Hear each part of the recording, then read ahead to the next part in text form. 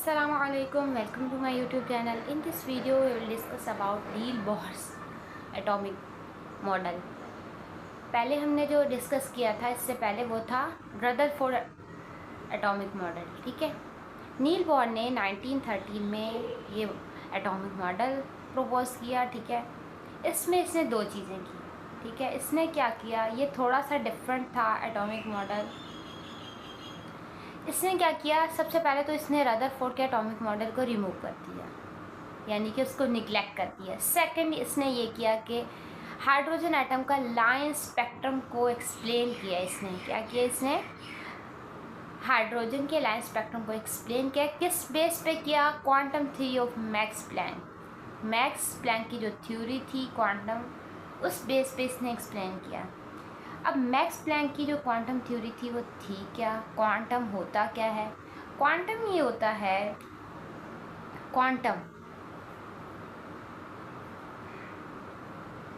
Quantum किसे कहते हैं, आपके पास एनर्जी का कोई हिस्सा है, वो भी स्पेसिफिक क्वांटिटी में।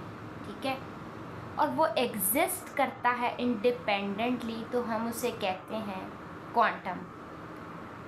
अ डिस्क्रीट या हम कहेंगे स्पेसिफिक एनर्जी। पहले तो आपको पता होना चाहिए कि क्वांटम कहते किसे। क्वांटम होता है एक डिस्क्रीट या स्पेसिफिक एनर्जी प्रोपोर्शन, एनर्जी का हिस्सा है और वो भी स्पेसिफिक है, जो एग्जिस्ट करता है इंडिपेंडेंटली, किसी पर डिपेंड नहीं करता, उसको कहते हैं क्वांटम। अब ये जो मैक्स प्लैंक था, इसकी थ्योरी क्या थी, इसने कहा कि जो एनर्जी है वो डायरेक्टली प्रोपोर्शनल है फ्रीक्वेंसी के। ठीक है, यानी कि आपको पता है जब हम ई का, ये ई है, ई का मतलब क्या है, एनर्जी, और ये क्या है, फ्रीक्वेंसी। इसको जाके हम आगे भी डिराइव करेंगे, बताएंगे। इसने दोबारा अपने पोस्टुलेट में बताया, वो डिस्कस करते हैं, फिर आपको अच्छे से समझ में आ जाएगा। Postulates of Niels Bohr's atomic model discuss करते हैं। फर्स्ट पोस्टुलेट है the atom has fix orbits. Orbits आपको पता है, ऑर्बिट्स और किसे कहते हैं, शेल को। ठीक है, हर एटम के फिक्स ऑर्बिट्स होते हैं। ठीक है, in which negatively charge electron are revolving around the positive nucleus. जो इलेक्ट्रॉन्स हैं जिनके ऊपर नेगेटिव चार्ज होता है, रिवॉल्व कर रहे होते हैं पॉजिटिव न्यूक्लियस के अराउंड। ये आपके पास है एटम, ये है सेंटर में न्यूक्लियस। न्यूक्लियस पे कौन सा चार्ज है, पॉजिटिव। ठीक है, इसके अराउंड जो हैं शेल्स बने हुए हैं, ऑर्बिट्स हैं। हर इलेक्ट्रॉन की फिक्स एनर्जी होगी हर शेल की। ठीक है, जिसमें इलेक्ट्रॉन रिवॉल्व कर रहे होंगे। फॉर एग्जांपल, इस शेल में भी इलेक्ट्रॉन है रिवॉल्व कर रहे हैं, और इस शेल में भी इलेक्ट्रॉन है जो रिवॉल्व कर रहे हैं। और इनकी हर इलेक्ट्रॉन अपने शेल में रिवॉल्व कर रहा है, उसकी एनर्जी क्या होगी, फिक्स्ड एनर्जी होगी, या हम कहेंगे क्वांटाइज्ड एनर्जी। अगर तो क्वांटाइज नहीं होगी, अगर इसकी एनर्जी हो गई लेस इस इलेक्ट्रॉन की, तो ये आ जाएगा नीचे वाले शेल में। अगर इस इलेक्ट्रॉन की एनर्जी ज़्यादा होगी तो ये चला जाएगा इस शेल में। अब ये यहाँ पर जो है ना रिवॉल्व नहीं कर सकता, ये ऊपर जाएगा। अगर इसकी एनर्जी कम हो गई तो इसको ऑटोमेटिकली नीचे वाले शेल में आना पड़ेगा, इसमें रिवॉल्व नहीं हो सकता। तो कहने का मतलब ये है कि इलेक्ट्रॉन जब रिवॉल्व कर रहे होते हैं अपने अपने शेल में, तो उनकी एनर्जी क्या होती है, फिक्स्ड होती है, क्वांटाइज्ड होती है। अदरवाइज वो उस शेल में नहीं रहेंगे, अगर क्वांटाइज नहीं होगी तो। सेकंड पोस्टुलेट क्या है, दीज ऑर्बिट्स, ये वाले जो ऑर्बिट्स हैं, possess certain amount of energy. इनकी सबकी स्पेसिफिक एनर्जी होती है, ख़ास एनर्जी होती है। जिनको क्या कहते हैं, शेल्स कहते हैं। इनके नेम क्या होते हैं, KLMN। सबसे ज़्यादा यहाँ से एनर्जी लेवल समझो इस इंक्रीजिंग ऑर्डर में, सबसे कम, फिर उससे ज़्यादा, फिर उससे ज़्यादा एनर्जी, फिर सबसे ज़्यादा एनर्जी एंड शेल में होती है। थर्ड पॉस्टुलेट क्या है? दीज एनर्जी लेवल्स, कौन से energy levels? K, L, M, N, ठीक है, के, एल, एम और N are represented by integers. इनको हम कैसे रिप्रेजेंट करते हैं? इंटीगर से, ठीक है। N is equal to 1 2 3 4। के लिए 1 यूज़ करते हैं, एल के लिए 2, एम के लिए 3 और एन के लिए 4। इनको क्या कहते हैं? क्वांटम नंबर कहते हैं। इनको क्वांटम नंबर कहते हैं। ये नंबर कैसे स्टार्ट होते हैं? न्यूक्लियस, ये न्यूक्लियस है और ये होगा 1 के, ठीक है। इसकी लोएस्ट एनर्जी होगी, फिर होगा सेकंड, उसकी फिर हायर। न्यूक्लियस से दूर जितना जाते जाएंगे एनर्जी उतनी बढ़ती जाएगी। फोर्थ पोस्टुलेट क्या है? Electrons are revolving in particular orbit. Electrons जो हैं अपने पर्टिकुलर ऑर्बिट में रिवॉल्व करते हैं, वो के हो, एल हो, एम हो, एन हो, जो भी हो, कंटिन्यूसली रिवॉल्व करते हैं। लेकिन दे डू नॉट एमिट और एब्जॉर्ब एनर्जी। ना तो वो ड्यूरिंग रिवॉल्विंग एनर्जी को रिलीज करते हैं, ना तो एब्जॉर्ब करते हैं। रदरफोर्ड ने क्या कहा था? रदरफोर्ड के बिल्कुल अपोजिट है ना ये। रदरफोर्ड ने कहा था इलेक्ट्रॉन अगर न्यूक्लियस के अराउंड रिवॉल्व कर रहे हैं तो एनर्जी इमिट करेंगे, लेकिन इसने कहा कि इलेक्ट्रॉन्स जब रिवॉल्व करते हैं तो एनर्जी इमिट नहीं करते। इस पर्टिकुलर ऑर्बिट का मतलब है अपने ही ऑर्बिट में, किसी के ऑर्बिट में नहीं जाएंगे, अपने ही ऑर्बिट में रहेंगे, ठीक है। 5 पोस्टुलेट क्या है? व्हेन इलेक्ट्रॉन एब्जॉर्ब्स एनर्जी, ठीक है, जब इलेक्ट्रॉन एनर्जी एब्जॉर्ब करेंगे या करेगा तो क्या होगा? तो होगा ये कि ये जंप करेंगे लोअर एनर्जी लेवल से हायर एनर्जी लेवल तक। फॉर एग्जांपल ये E1 है, ग्राउंड स्टेट है, एनर्जी अपने लोअर लेवल में है, लेकिन इसने एनर्जी क्या कर ली? एब्जॉर्ब कर ली। ये पहुंच गया E2 यानी कि एक्साइटेड स्टेट में। ये ग्राउंड स्टेट है और ये कौन सी स्टेट है? एक्साइटेड। ये लोएस्ट एनर्जी लेवल है और ये कौन सा लेवल है? Highest energy level. क्या किया इसने? एनर्जी को एब्जॉर्ब किया। जब इलेक्ट्रॉन एनर्जी एब्जॉर्ब करेगा या इमिट करेगा तो वो एक ही बार में पूरा लेगा एनर्जी, यानी कि थोड़ी थोड़ी नहीं लेगा, एक फिक्स एनर्जी लेगा, ठीक है। यानी कि हम ये कह सकते हैं कि एब्जॉर्ब जब करेगा इलेक्ट्रॉन एनर्जी को या इमिट करेगा तो वो एक ही बार में जितनी भी हो, एक ही बार में एब्जॉर्ब करेगा, थोड़ी थोड़ी नहीं करके करेगा, और एक ही बार में इमिट कर देगा, ठीक है। फॉर एग्ज़ाम्पल ये जो थी, ये इलेक्ट्रॉन था अगर के, तो ये पहुंच गया किसमें? एल शेल में, और इसने फिक्स एनर्जी को एब्जॉर्ब किया, ठीक है। When electrons jump from back, वापस जंप करते हैं हायर एनर्जी लेवल से लोअर एनर्जी लेवल तक, तो क्या करते हैं? इमिट करते हैं एनर्जी। फॉर एग्जांपल ये E2 है, ये है E1, ये है एक्साइटेड स्टेट, ये वापस ग्राउंड स्टेट हो गई, ठीक है।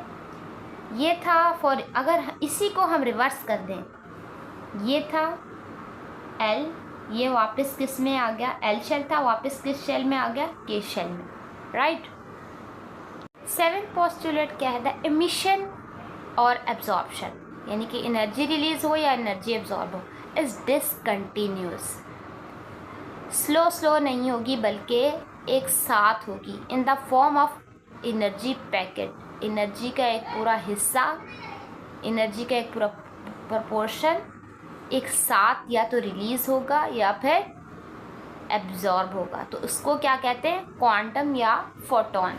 तो हम क्या कहेंगे कि एनर्जी का एक फिक्स हिस्सा, फिक्स पार्ट ऑफ या fix proportion of energy is called quantum energy, right. Discontinuous नहीं होगी, स्लो नहीं होगी, बल्कि एक साथ होगी जब भी होगी, ठीक है। स्क्रीनशॉट ले लें इनके, आपके पास एज अ नोट्स आ जाएंगे, फिर बाद में इसको देख लिएगा। नंबर 8 पोस्टुलेट है the del E. The del E है क्या? Difference in energy of higher, जिसको E2 से रिप्रेजेंट किया है, एंड लोअर E1 से एनर्जी लेवल। डेल ई है क्या? लोएस्ट एनर्जी को माइनस करना है किससे, सॉरी हायर एनर्जी को किससे माइनस करना है? लोएस्ट एनर्जी से। ठीक है, ये प्लांक की आपको पता है एनर्जी क्यों यूज़ की गई, एनर्जी किसके डायरेक्टली प्रोपोर्शनल है, एनर्जी आपको पता है, बताया था, प्लांक की थ्योरी ली गई है। एनर्जी डायरेक्टली प्रोपोर्शनल है फ्रीक्वेंसी के। ठीक है, जब डायरेक्टली प्रोपोर्शनल का साइन हटाया तो एच आया। एच क्या है? Planck constant.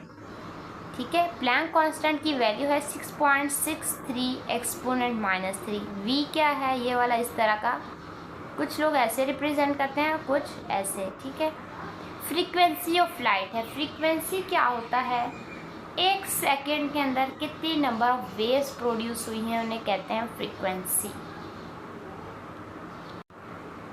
लास्ट पोस्टुलेट है stationery state were present in those orbits. Stationery state का मतलब क्या है कि जो इलेक्ट्रॉन हैं वो फिक्स ऑर्बिट में होंगे, यानी कि वो इधर उधर मूव नहीं करेंगे, बस अपने ही फिक्स ऑर्बिट में मूव करेंगे, तो इसलिए इनको क्या कह रहे हैं?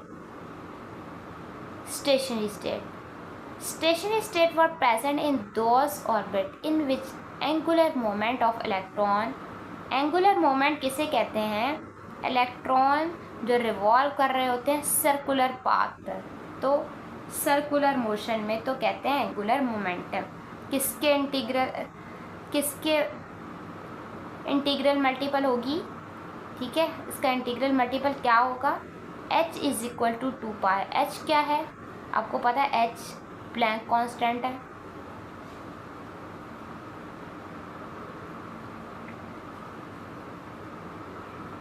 ये एंगुलर मोमेंटम जो है p, एंगुलर मोमेंटम होता है p is equal to mv।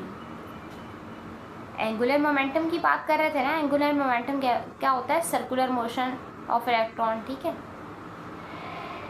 m क्या है? मास, और v क्या है? वेलोसिटी। mvr। ठीक है, m मास, v वेलोसिटी, और r क्या हो गया? रेडियस। r क्या है? ये रेडियस। किसके बराबर है? किसके इंटीग्रल मल्टीपल होगा? ये NH इज इक्वल टू 2π के। ठीक है, एंगुलर मोमेंटम किसके बराबर होगी? किसके इंटीग्रल मल्टीपल होगी? NH is equal to 2π। n क्या है? नंबर ऑफ ऑर्बिट्स या शेल्स। ठीक है,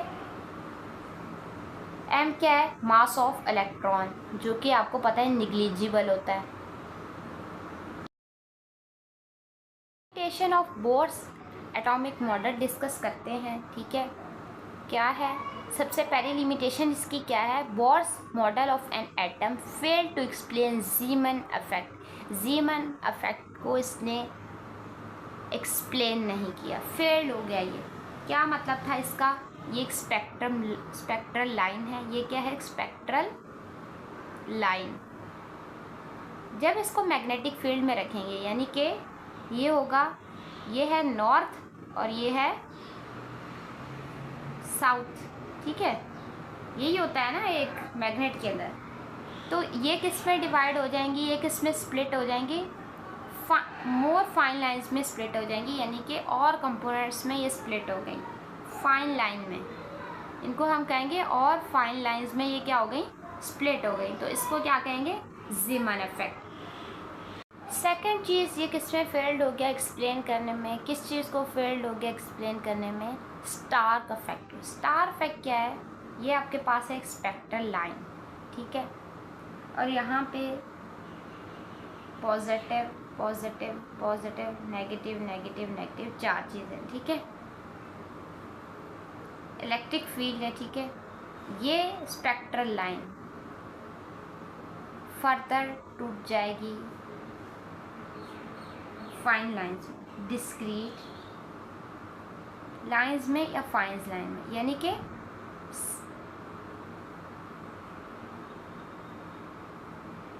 फाइन लाइंस में। एक चीज़ समझने की है, फॉर एग्ज़ाम्पल ये है न्यूक्लियस, ठीक है, और इसके ऊपर क्या होता है, पॉजिटिव। अब पॉजिटिव और नेगेटिव के वो आपने समझने की कोशिश करनी है, ठीक है। यहाँ पे सिर्फ एक इलेक्ट्रॉन है, क्या है, एक इलेक्ट्रॉन।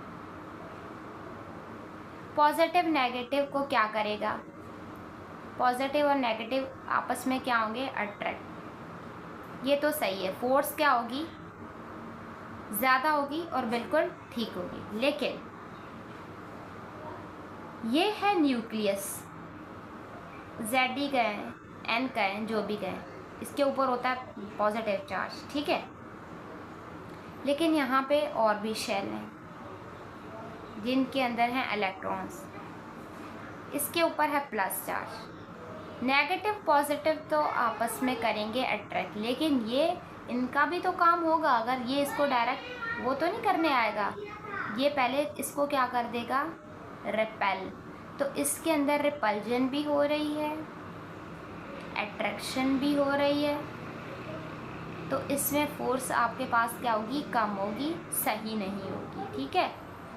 इलेक्ट्रॉन इसमें आपस में रिपेल भी कर रहे हैं और इलेक्ट्रॉन न्यूक्लियस को अट्रैक्ट भी कर रहे हैं। लेकिन इसमें क्या है, इसमें न्यूक्लियस को अट्रैक्ट कर रहे हैं इलेक्ट्रॉन, ठीक है। इससे थर्ड किस चीज़ में इसकी लिमिटेशन है, it deviate the Heisenberg uncertainty principle. इसने क्या किया, इसको डेविएट किया, हेसेनबर्ग अनसर्टेनिटी प्रिंसिपल को। और ये कहाँ कहाँ अप्लाई होता है, इलेक्ट्रॉन पे और फोटॉन पे जस्ट अप्लाई होता है और किसी पे अप्लाई नहीं होता, ठीक है। इसने क्या क्या बताया, अनसर्टेनिटी प्रिंसिपल है क्या, ये एक्चुअल में ये है कि इलेक्ट्रॉन की पोजीशन और उसकी मोमेंटम, मोमेंटम क्या है, स्पीड, मोमेंटम स्पीड, दोनों को एक साथ पता नहीं लगाया जा सकता। अगर एक को फाइंड आउट करेंगे तो दूसरी अनएक्यूरेट हो जाएगी, अगर एक को एक्यूरेट मालूम करना चाहेंगे तो दूसरी अनएक्यूरेट हो जाएगी, ठीक है। इसने उसको हेसेनबर्ग अनसर्टेनिटी प्रिंसिपल को क्या कर दिया, डेविएट कर दिया। इसकी ये भी लिमिटेशन है लास्ट, कि इसने सिर्फ जिनके पास एक इलेक्ट्रॉन था, सिंगल इलेक्ट्रॉन सिस्टम के स्पीशीज़ को इसने एक्सप्लेन किया और कोई एक्सप्लेन ये नहीं कर सका।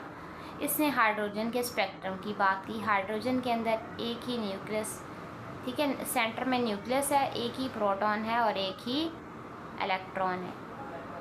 सिर्फ इसने सिंगल इलेक्ट्रॉन सिस्टम की बात की, ठीक है। और सेकंड इसने किसकी बात की, हीलियम की, लाइक हीलियम, ठीक है। सिंगल इलेक्ट्रॉन सिस्टम में जो जो इंक्लूड थे वो उनकी बात करेंगे, ठीक है। हीलियम का आपको पता है एटॉमिक नंबर 2 है। अगर आपको ना भी पता हो तो आपको पता है इसके ऊपर प्लस है तो एक इलेक्ट्रॉन कम होगा, ठीक है, एक इलेक्ट्रॉन क्या होगा, कम हो जाएगा। तो इसने सिर्फ इसमें भी एक इलेक्ट्रॉन है हीलियम में, तो इसने किसकी बात की, सिंगल इलेक्ट्रॉन की। Z=2 होता है हीलियम का, ठीक है, एटॉमिक नंबर प्लस है तो एक निकाल दिया इलेक्ट्रॉन, तो पीछे कितने इलेक्ट्रॉन बचे, एक। तो इसने हीलियम में भी, इसने सब में एक इलेक्ट्रॉन स्पीशी की बात की। उसके बाद हीलियम के बाद है बेरिलियम, बेरिलियम के ऊपर है +3। आपको ना भी पता हो कि इसका एटॉमिक नंबर कितना है तो आप पता लगा सकते हैं कि 3 क्या हैं, इलेक्ट्रॉन कम है। जिसके 3 इलेक्ट्रॉन कम होंगे तो ऑटोमेटिकली उसके मोनो इलेक्ट्रॉनिक की बात की है इसने, तो Z क्या होगा, 4। तो इलेक्ट्रॉन इसमें कितने हैं, बेरिलियम में फिर कितने इलेक्ट्रॉन होंगे। तो इसके पास सिर्फ इसने किसकी बात की, एक इलेक्ट्रॉन वाले की बात की, ठीक है। तो जब 4 में से 3 निकाल दिए, +3 जब भी प्लस लगा होता है तो आपको पता है इसका मतलब होता है लॉस। तो इसमें अब कितने इलेक्ट्रॉन हैं, जस्ट 1 इलेक्ट्रॉन है, ठीक है। इस ये विदाउट चार्ज स्पीशी को एक्सप्लेन नहीं कर सकता, हम ये भी कह सकते हैं, ठीक है। हम ये कह सकते हैं कि इसने सिर्फ बात की मोनो इलेक्ट्रॉनिक की, या हम ये कह सकते हैं कि इसने विदाउट चार्ज ये किसी स्पीशी के बारे में बात नहीं कर सकता, ठीक है। लिथियम के ऊपर है +2, तो इसका आपको पता है ऑल्टर Z फिर कितना होगा, आपको ना भी पता हो कि 2 इलेक्ट्रॉन निकाले, पीछे कितने हैं, 1 इलेक्ट्रॉन हो रहा है, तो टोटल कितने हैं 3। तो सेंटर में न्यूक्लियस, ठीक है, प्रोटॉन न्यूट्रॉन, और पीछे कितना इलेक्ट्रॉन बचे 1। Z3 थे, 2 इलेक्ट्रॉन निकल गए, तो पीछे कितने इलेक्ट्रॉन 1। इसने सिर्फ सिंगल इलेक्ट्रॉन सिस्टम